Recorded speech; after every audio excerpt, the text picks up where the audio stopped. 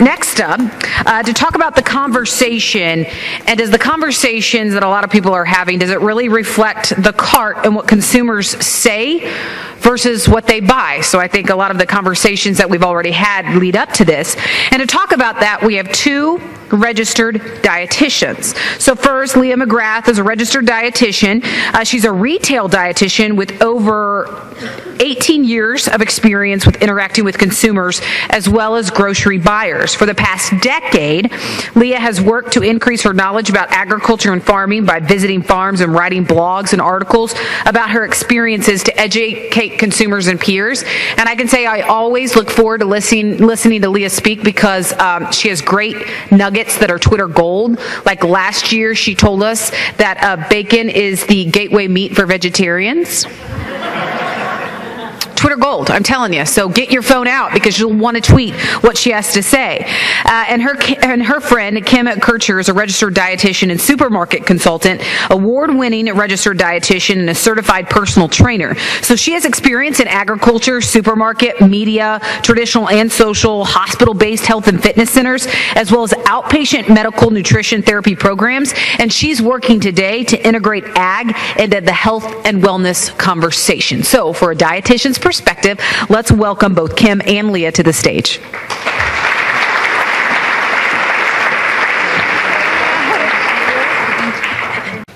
Well, I don't know if you saw us. Kim and I were sitting in the back when Bill was talking, and we were like high-fiving each other. We were so excited. We're like big groupies now, I guess. So you're probably wondering why there's a picture of cattle eating up here when dietitians are talking. When Kim and I talked about doing this presentation together, one of the things we said was, you know what, maybe we need to take a step back and talk about what dietitians do. How many of you in this room have ever spoken to a dietitian, heard a dietitian speak besides me, and or think you could explain what our education is or what we do? How many? Okay. Yay. That's why we're here today, to help you. So you may not realize it, but many of you, well, you all know animal nutritionists, right? You all come in contact with animal nutrition. You can just nod your head like this, go like that. So, fun fact, animal nutritionists and human nutritionists, we start out with a lot of the same undergraduate classes like biochemistry, chemistry, biology, microbiology, organic chemistry, which I still have nightmares about. And then animal nutrition goes off in one direction, and human nutrition, we go off in another direction. So while animal nutrition people are learning about animal needs through their life cycle, human nutrition are learning about the needs for human nutrition through their life cycle. So we go on and we learn all these different things about nutrition. To become a dietitian, you have to get into an internship. It's a very competitive process. Only about 50% of people who apply for an internship get into one. It's a 1,200-hour internship. We go through practices, competencies, and clinical, community, and public health. Then we have to pass a nationally administered board exam, and then we have to keep up continuing education for the rest of our registered dietitian lives. So you can find dietitians in any place where food and people touch each other, right? So from pediatric to geriatric, that's where dietitians live. And everywhere in between. So college nutrition, sports nutrition, retail dietetics, culinary, these are all places that dietitians work and practice. So it might help you if you think of us as monogastric nutritionists dealing with a cage-free, free-range population. Helps you out a little bit. So there's our population at the plate, at the table. So today, Kim and I are going to talk to you about, does the conversation reflect the cart? Or what we're hearing people talking about, or what we think we hear them talking about, how is this reflected in what they're actually buying? What ends up on their plate? What ends up in their grocery cart? And when I was thinking about how to explain this to you, I wanted to talk about the conversation, and I was thinking, how can I explain to them about this conversation? And it occurred to me to tell you about Alice. Now, Alice was a roommate I had when I lived in Washington, D.C. So any of you who live in Washington, I lived there about 30 years ago. It was very expensive then, and I'm sure it's even more expensive now. And I was in my 20s, and a lot of people had to share apartments and houses. And I shared an apartment with Jane, or house with Jane and Alice. And Alice was very striking in that she was very petite, but she had a really, really loud voice. I mean, piercing loud voice. So if we were out together at a party or in DuPont Circle, you could be at this really packed party full of people, and you could be having this one-on-one conversation with somebody in a corner. Maybe it was a cute guy, maybe it was a group of friends, and across the room, you would hear Alice. And you couldn't see her because she was only about 4'11", but you could hear Alice. She was the loudest voice in the room. So you could be having that one-on-one conversation, and all of a sudden, you're distracted because there's Alice. You could hear her laughing and talking. So you would lose track of what you were saying. You would lose track of what somebody else was saying right in front of you because of Alice. Well, I think these days we certainly have an awful lot of Alices in the room, and a lot of them are on social media, right? This is a place that promotes the loud voice. Where you would not normally ever see or hear those people, you see and hear them very easily and very loudly on Twitter, Facebook, Instagram, whatever the platform is.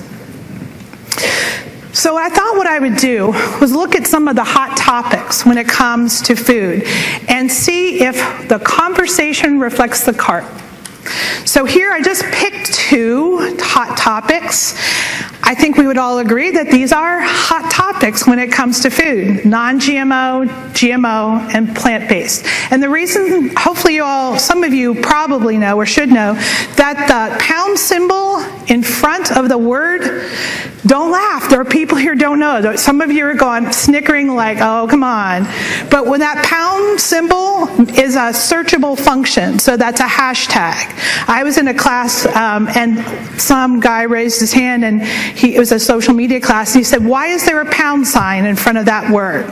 And they had to explain, it's not a pound sign, it's hashtag. Then we had to explain what a hashtag was. Okay, here is a loud voice about GMOs. And this is the first time, honestly, that I've seen an image like this. Usually you see the hypodermic syringe in a tomato or a strawberry.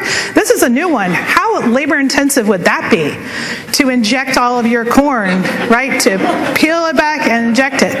So this is a fear-mongering loud voice that we see in the conversation about GMOs and non-GMO, which is really interesting because we know that there are actually only 11 crops in the United States that are considered GMO. Despite this fact, consumers have so many concerns about GMOs that I get calls from consumers saying, I saw a really big strawberry in your store. It's a GMO, isn't it? No, that's not a GMO. How about those seedless watermelons? GMO? No, still not GMO. Cotton candy grapes, those are definitely GMO. Nope, still not GMO. So there's so many misconceptions about what is and what isn't GMO, and that, of course, is not helped by things like this.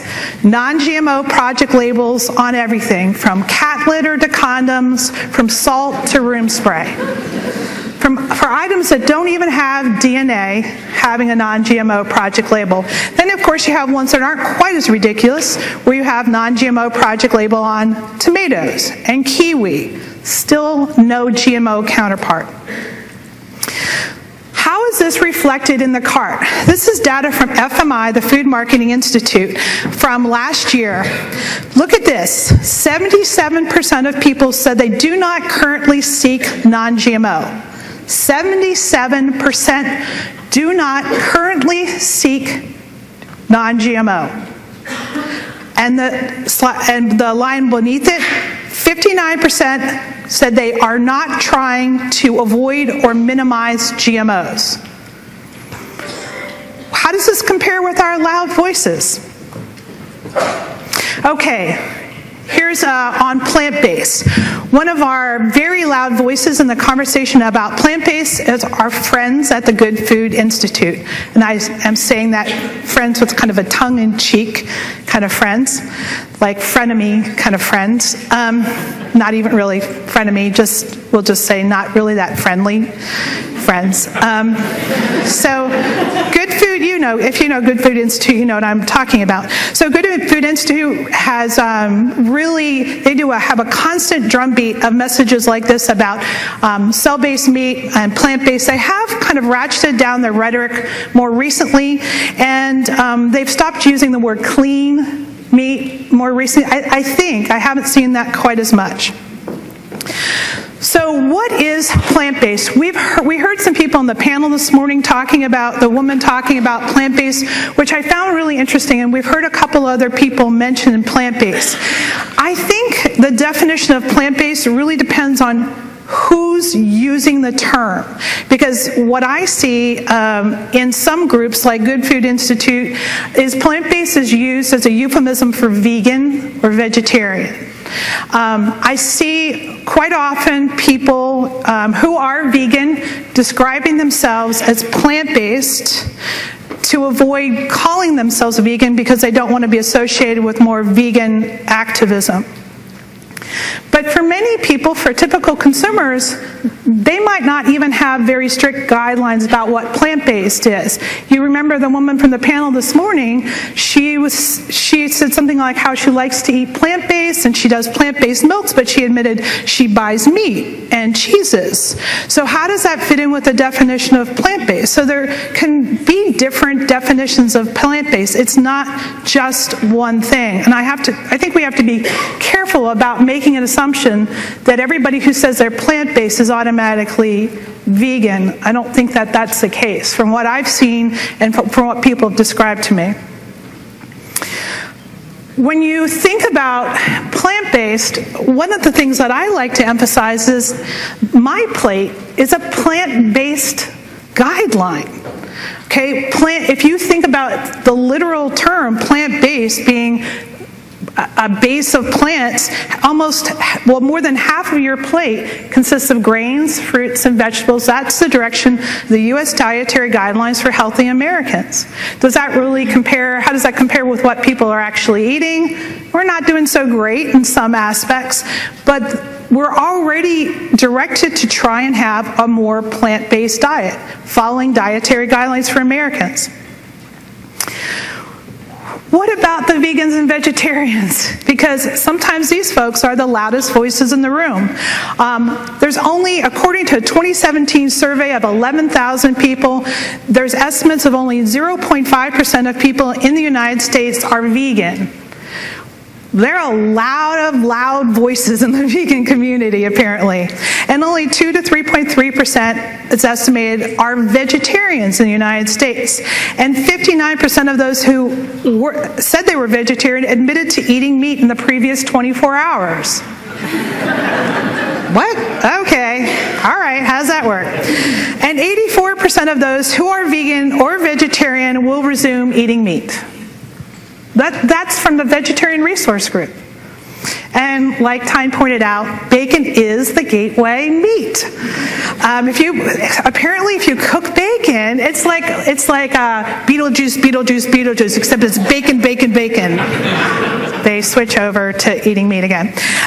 There is a increasing number of people, however, who are what we call vegetarian inclined, semi-vegetarian, flexitarian, people who are more interested in having more vegetarian-based meals or plant-based meals.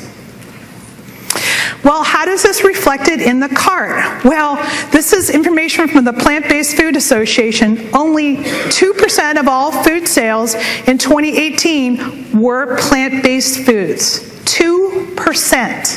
2%. And most of that was in a category, more of a legacy category, which would be your plant-based beverages. So where is the conversation taking place, and who are the loudest voices, and who are you listening to? So as Bill was talking about the different social media channels, you want to remember the fact that when you talk about social media, I think there's a temptation to talk about it, social media, right? Like it's one big blob. Social media. To me, that's a lot like asking somebody, do you like sports? Do you like sports? Well, I don't know. I mean, I sometimes like to watch college football. I like going for hikes, and I like walking. So you're going to qualify that. Well, the same is true of social media. It's not one big blob. Within social media, there's different platforms. They all have different uses and different users. And each platform has very distinct demographics. Facebook is kind of like the big mega ship platform, right? But all the other ones have different demographics of their users, of how people use them. And we tend to look at the demographics just in terms of age. There's so much talk about millennial, Gen Z, Gen Z, Gen Z. But what are some of the other demographics that are really important in the conversation? What about where do people live who are using social media? Are they rural? Are they suburban? Are they urban? Because that makes a big difference in people's perception and how much they interact on social media, or what type of social media they're on. What's their income level? What's their education level? These are all really important questions that should be taken into consideration when it comes to what platform you're listening to and where the conversation is taking place. And where are your Gen X and your boomers? Because essentially we have 5 different generations of shoppers, and these generations flux and they're dynamic, right? They change all the time as people grow older and come into the market. We are focusing so much attention right now on Gen Z and millennial. I mean, to the point where, for a while it was like, if I heard the word millennial one more time, I was just like, I'm so sick of hearing about what the millennials are doing. They're going to grow up, they're going to have kids. So we need to think about some of the other ages of shoppers. And I'm not just saying that because I don't fall into the millennial category. It's not like I'm a bitter non-millennial or anything.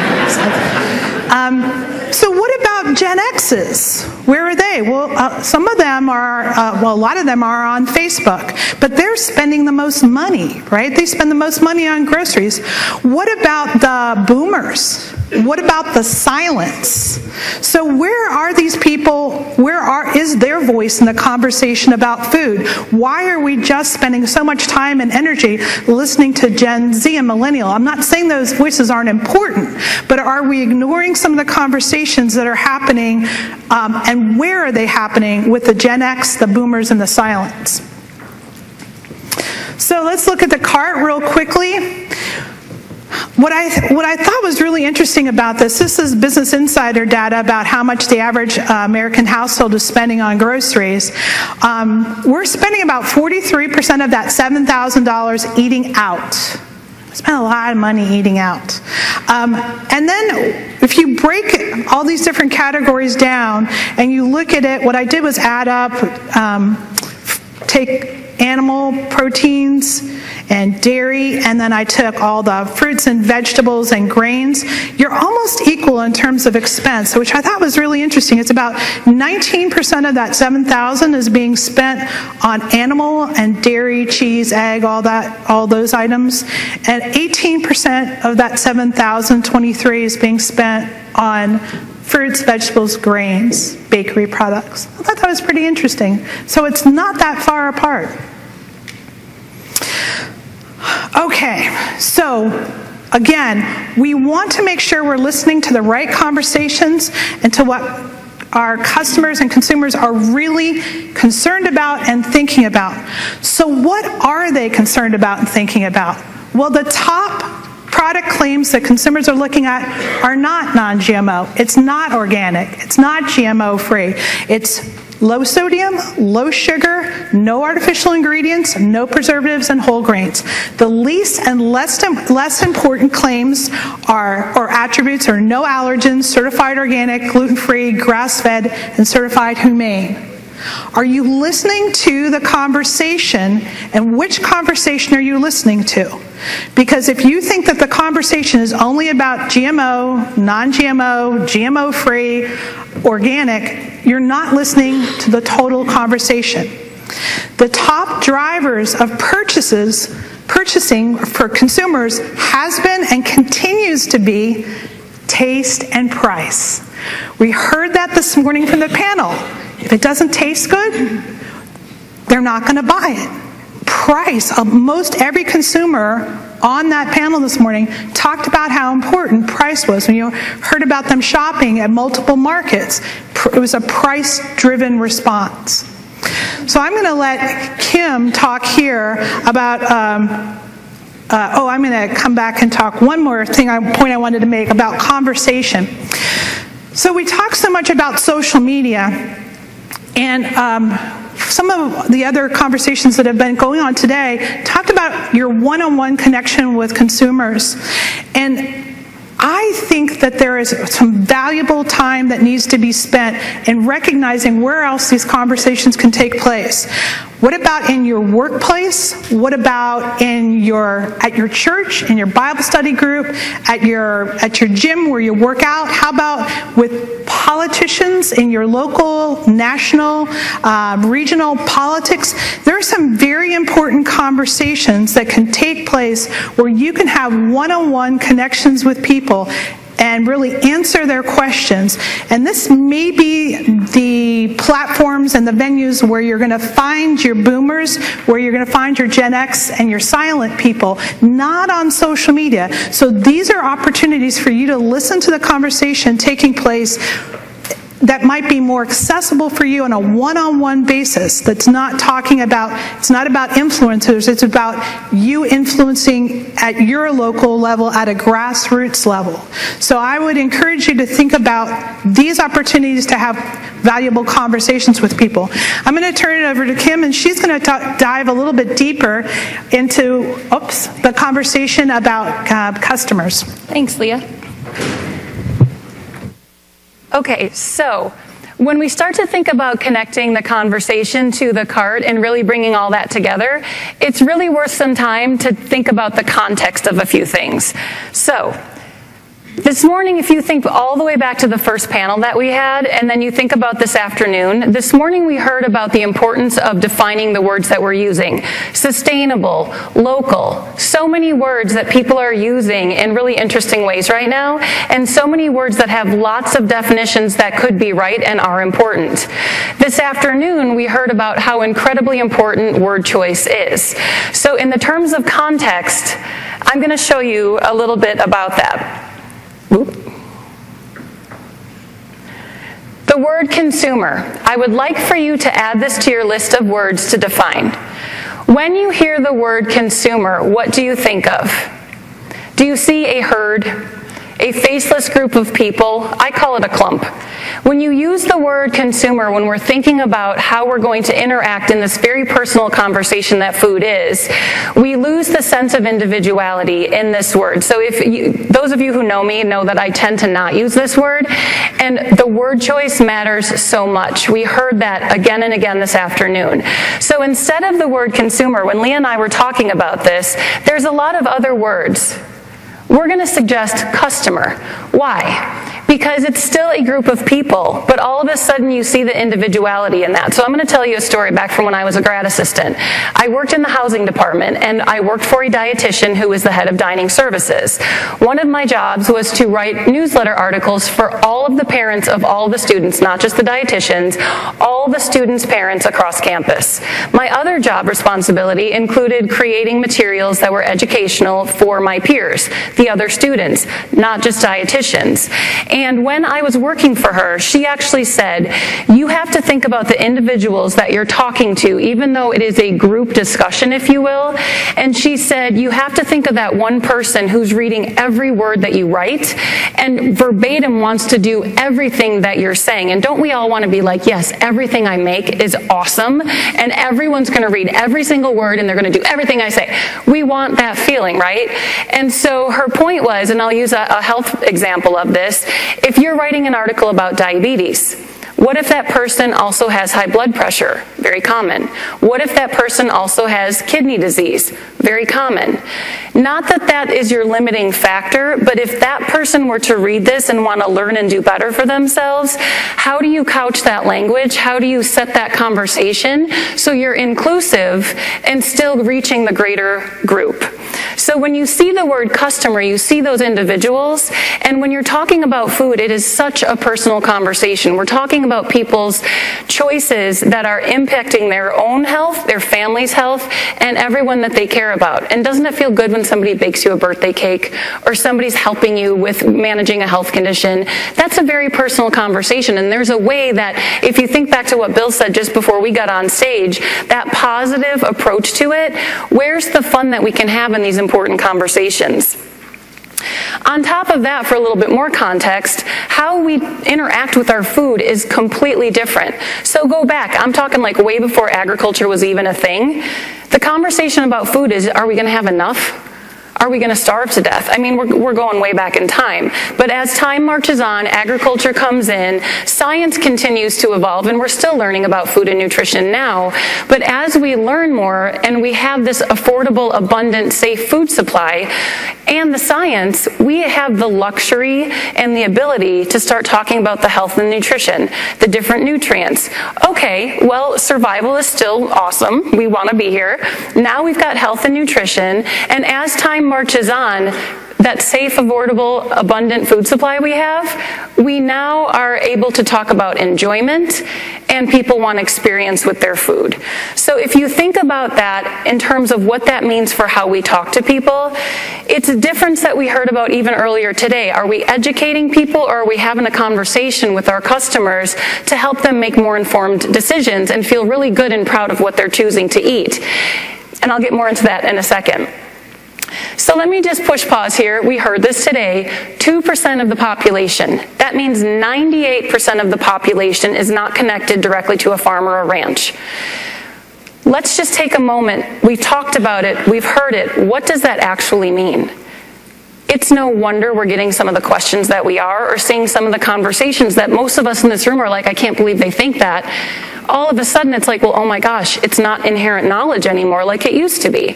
So we can start to push pause on that idea and say, what does that mean when we're entering a conversation? And how do we start at the beginning of the conversation to make sure that we're actually resonating and that they actually understand what we're saying?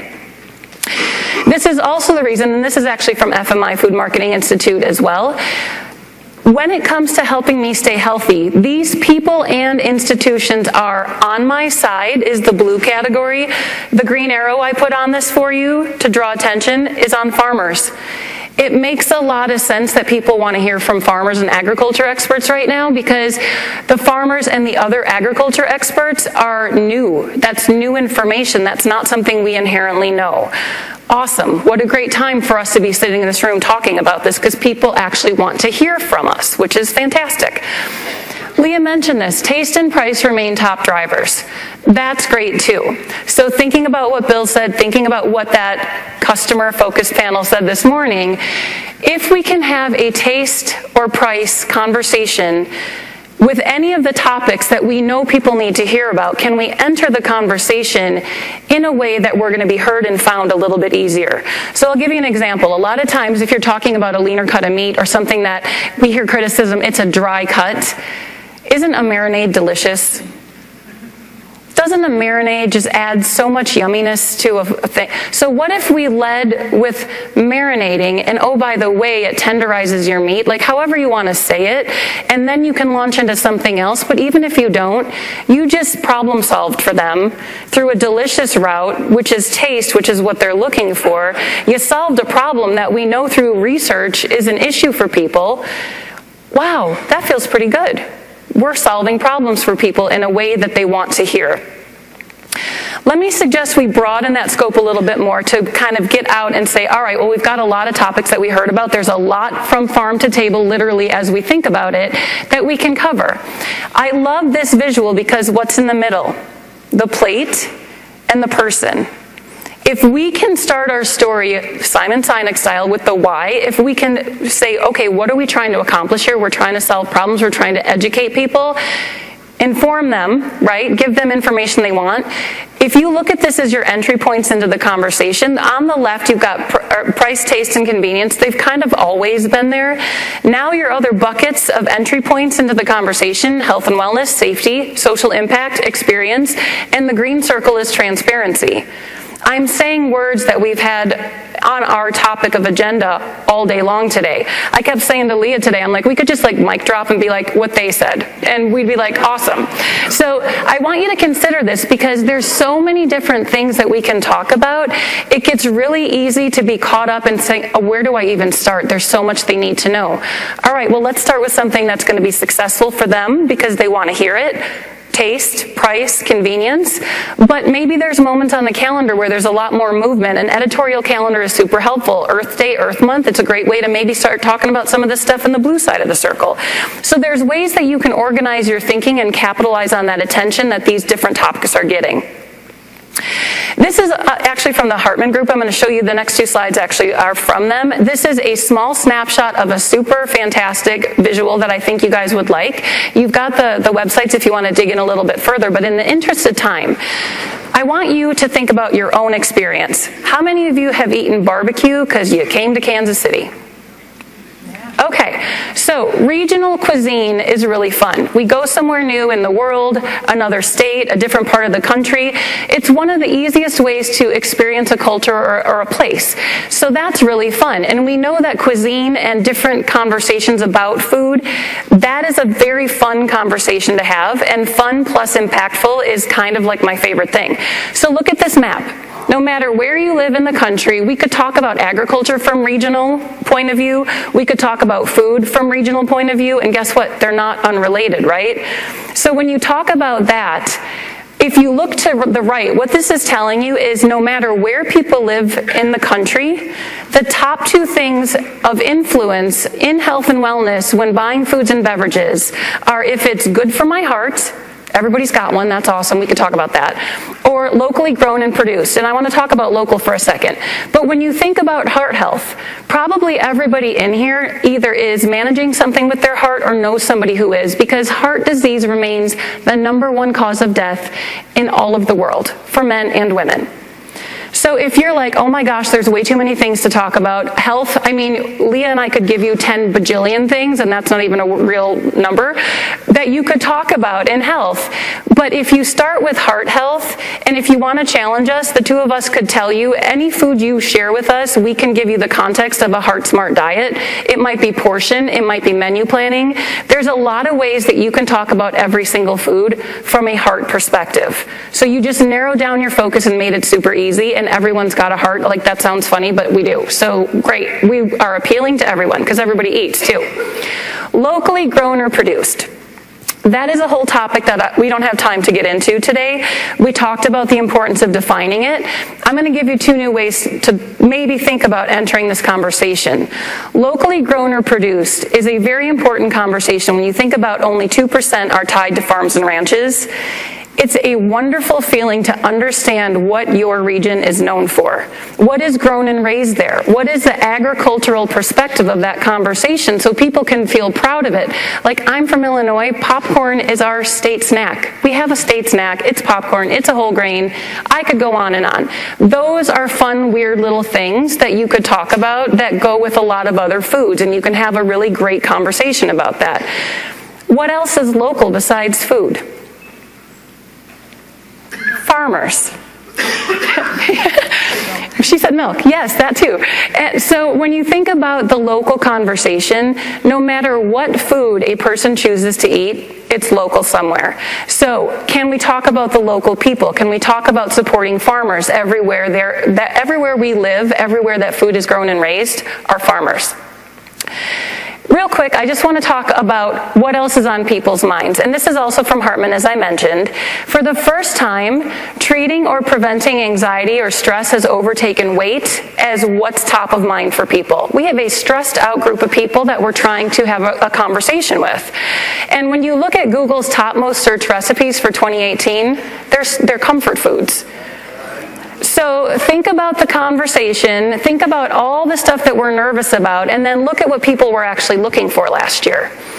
Everything's on this list. I love it. You got all your food groups covered. So what we need to do is help them find what they need, understand what they find, and use what they find to meet their needs. I actually love this. If you look into health literacy, we could dig into that all day long. We don't have time for that today. But I would encourage you to bucket this. You're problem solvers. Everybody in here, all of us in this room have information that can help solve a problem for somebody, and it can be a really simple and engaging conversation. And so when you go back to that retailer data, since we both work in retail, this is from FMI. The top thing on this list about supporting the desire to eat well is recipes.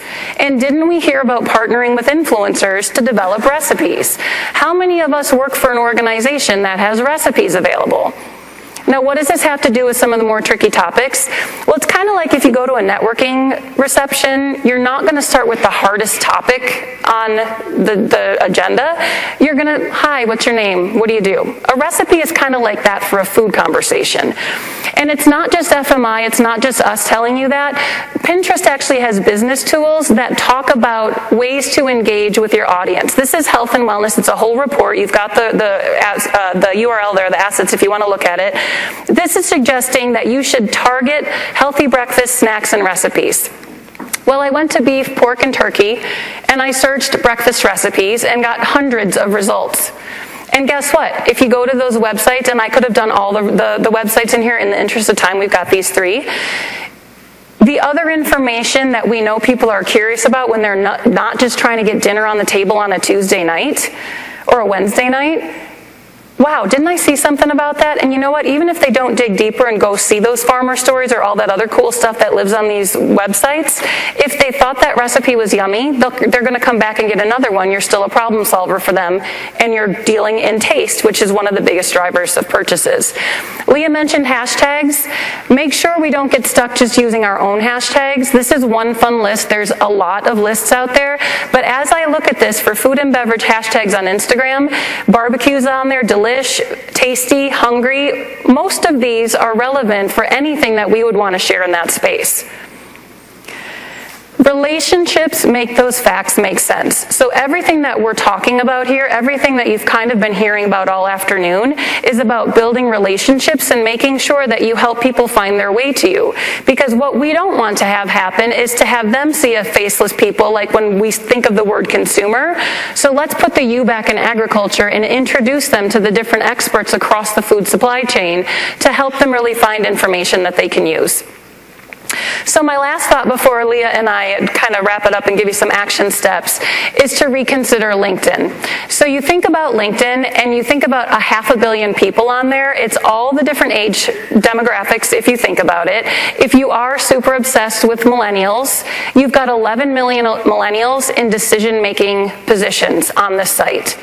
And when you think about what we're trying to do in the panel that we heard about with sustainability reporting and everything else, a person on LinkedIn is going there looking for content. And if you see 94% of B2B marketers use LinkedIn as a content distribution. So what if you started putting content that you knew needed to get out there where people were actually looking for it in a professional way? So not only is this helping people learn about you, it's not just an online resume, it's a delivery of information. So real quick, would you share a recipe on LinkedIn? I would say yes, everybody eats. However, the frame up on LinkedIn would be different. You might give the stat, 46% of people want recipes. Our organization has developed these amazing recipes. We would love for you to share them if that's something that your audiences are looking for too. And you just became an asset to them, solving a problem for them in a very different way. So as we kind of look at this and we think of those Alices in the room, don't get taken down a rabbit hole by not looking at the right conversation. Are you looking at the conversation that's happening in social media, or are you looking at the conversation that's happening by what we see in the cart?